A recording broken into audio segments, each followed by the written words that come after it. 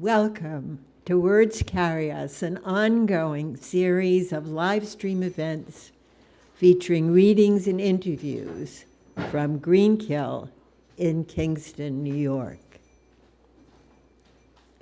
I'm Betty MacDonald, writer, storyteller, and host of Words Carry Us. Before I introduce our guests tonight, I'll begin the evening reading from my new book, All My Monsters Are Dead, or Why I Love Being Old. The first piece is called Monument Avenue. The crowd covered the statues with graffiti and forced the city to take them down. Everyone knows it was the right thing to do, but my roots are deep in the red clay of Richmond, and there's a break in my heart for the heroic lie.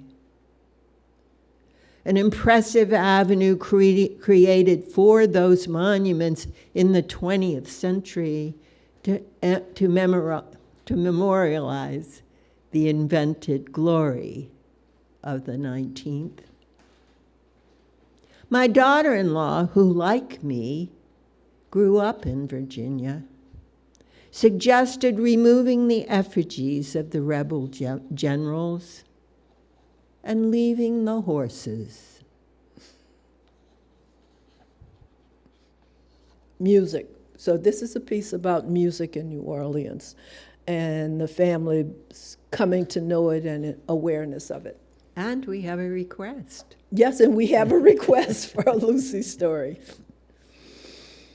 Music came from everywhere. The city breathed music and showed no signs of taking its last breath. High and low notes crowded on one another. Voices hummed, shouted, growled, mingled the sacred and the profane. Watermelon men, women with baskets of kala and pralines, fishmongers, ragmen, icemen, anyone with a cart and something to sell had a song. Brass bands led church parades. Slow stepped the dead home to glory, and quick stepped the living back from mourning to joy. Music entered the house on White Street, from Peach's Place on the corner. Dance halls and bar rooms and juke joints and Friday night fish fries jazzed away, dusk to well past dawn. Horns blared and upright pianos banged out funky butt dance tunes. No structure in the city, even with every door closed and every window shut, could keep the music out. The Francois had expected the rambunctious cacophony of Mardi Gras. They hadn't expected to find no escape from the music's insistence. Papa and Mama missed the quiet of the country. Papa missed the whisper of a breeze, carrying to him the voices of the Egan. Mama swore she had never heard so much noise. I can't even hear myself think most days. The Francois children lay awake nights thrilled. They inhaled the city's music. Their first few weeks in the city, before the music became just the sound of the city's breathing, they hardly got a good night's sleep. The girls lay side by side on floor pallets, their feet moving in time to the sinful noise. Some nights, when the music from Peach's place on the corner was more than they could take, they rose from their pallets and let their whole selves move with the rhythm. The boys on the pallets in their room dreamed of grinding the night away with loose women. Mama and Papa stuffed their ears with bed pillows. Mama prayed the children wouldn't be tempted, while Papa prayed the noise would stop so he could get a good night's sleep. In the morning, a good sleep or not, the Francois began their days before light, much as they had on the plantation. Mama at the stove making a first meal that would carry them through whatever the day had in store for them. These mornings in the city, she felt light and looked forward to dawn as she made a big pot of grits and fried up 2 eggs. She stirred into the pot when the grits were done. Outside, the street came alive with the rhythmic calls of morning vendors and their carts rattling through the street. Inside the house on White Street, her children and any guests, family and friends leaving plantation life behind, lined up with a bowl, a cup, or even a saucer in hand, whatever container would hold this first meal. Mama spooned grits, making sure each vessel contained a glint of yellow amidst the grains of meal. Mama's foot kept time with the rhythm of the street. Florence pointed at Mama's foot to her sisters. See, I come by it natural. The Francois girls giggled. You ain't got time for foolishness, Florence. You way past your time to leave for work, and the rest of you got school, Mama said. Grins disappeared in a flurry of gathering themselves, lunch pails, books, chalkboard, papers stuffed into book bags. Tanle had sewn for them from the burlap of a chicken feed sack. Lucy abandoned her bag the first week at high school.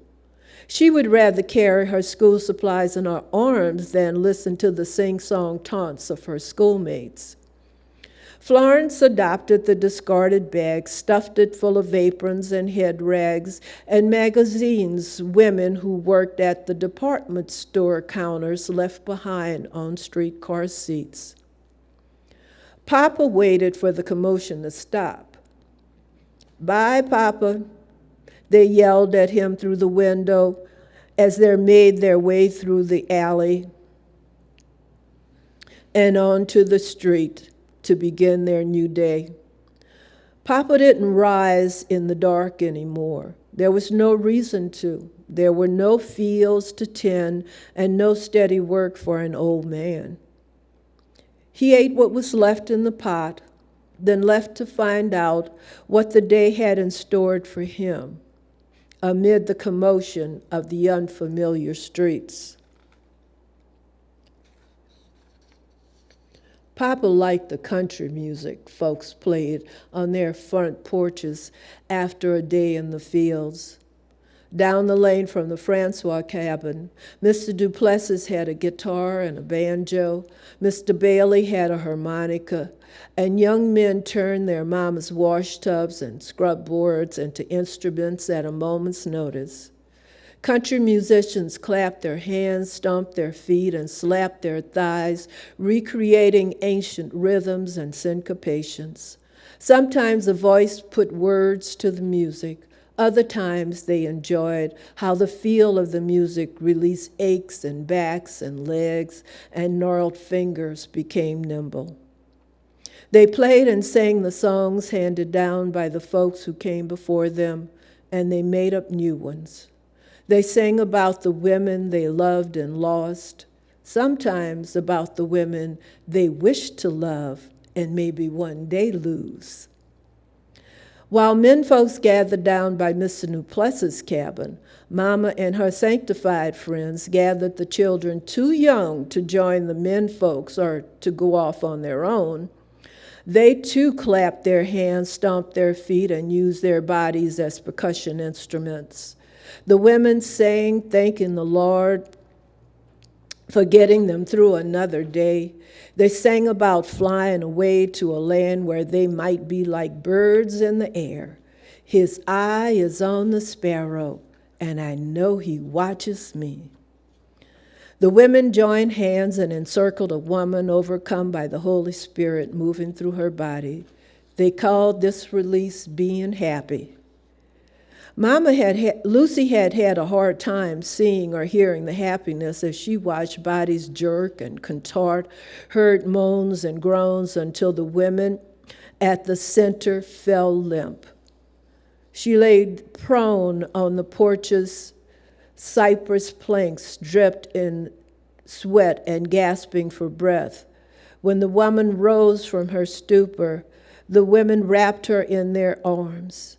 It's all right, baby. The Lord has you covered. The same words Mama used when she comforted neighbor women who appeared at the back door on weekend nights.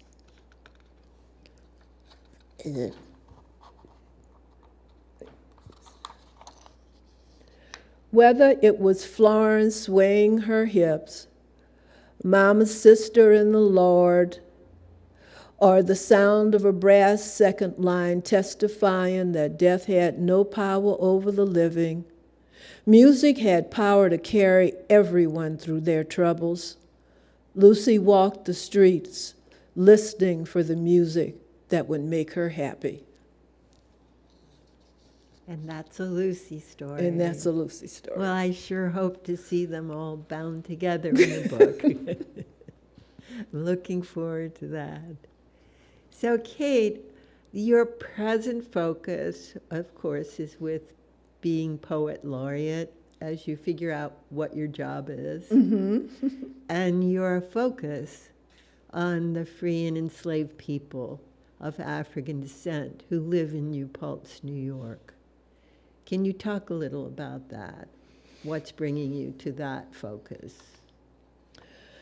Well, a large part of what's bringing me to that focus is to give voice to a people who didn't have a voice, for whom there's very little even of a written record.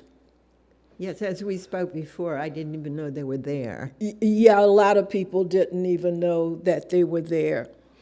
So some of the poems are coming out as persona poems, and I'm going to read one of those next. The builder of the Ann Oliver House was a man named Jacob Wynkoop, and Jacob Wynkoop was known as never having been a slave. He was born in New Paltz in 1829, which was 2 years after slavery legally ended in New York State. Oh.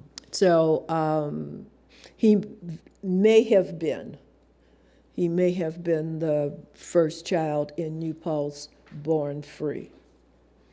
And this is in the voice of his mother, who had at one point in her life been enslaved.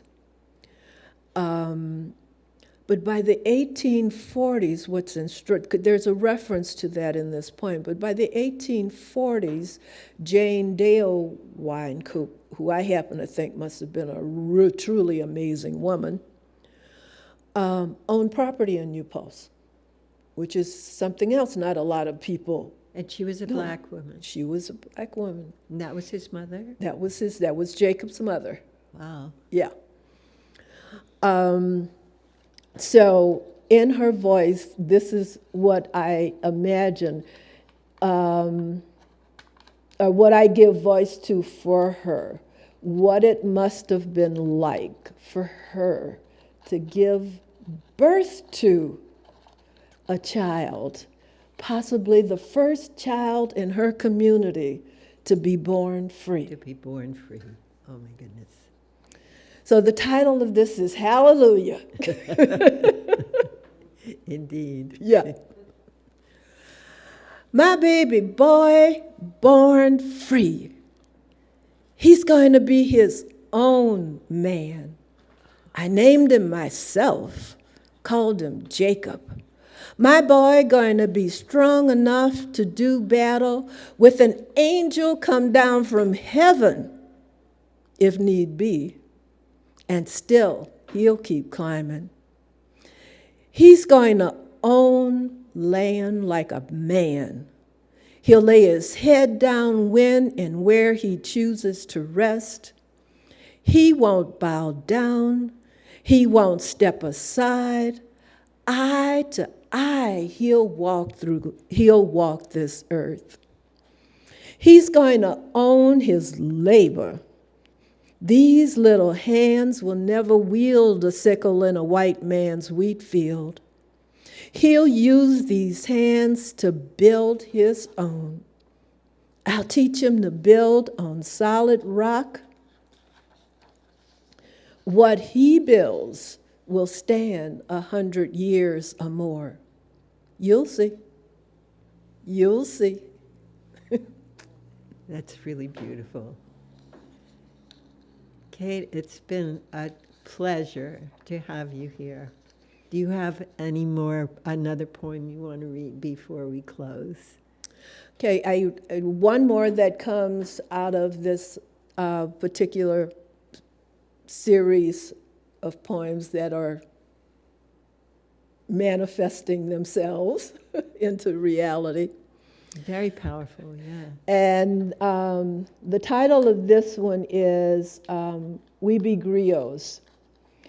And this one arose for me for a number of reasons.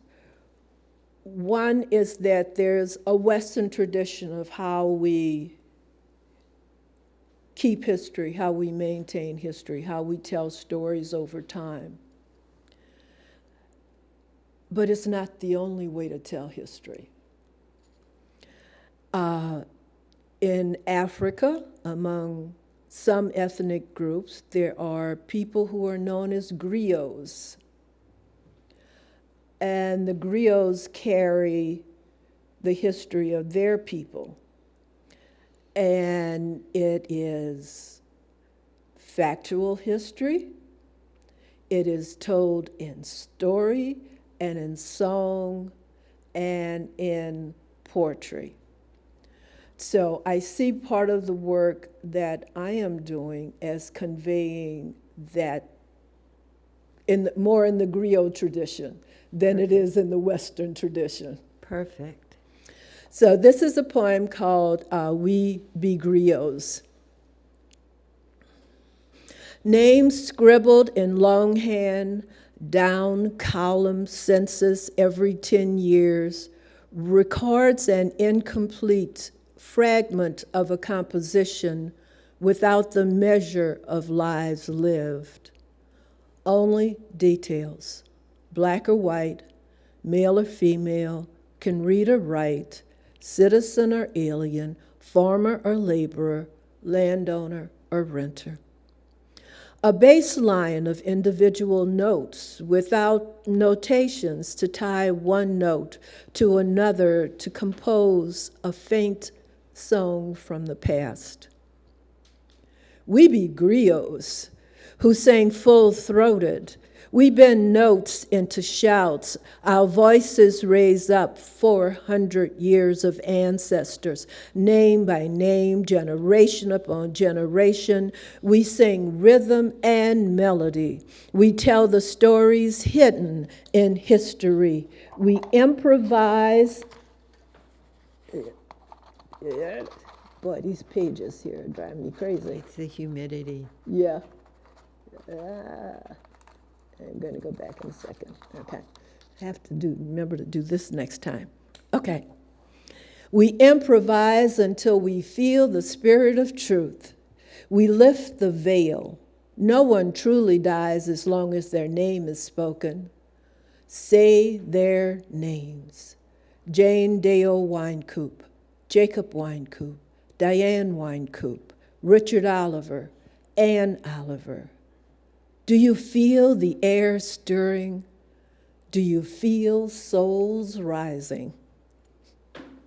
Wow. Thank you, Kate. What an honor to have you here. Well, thank you.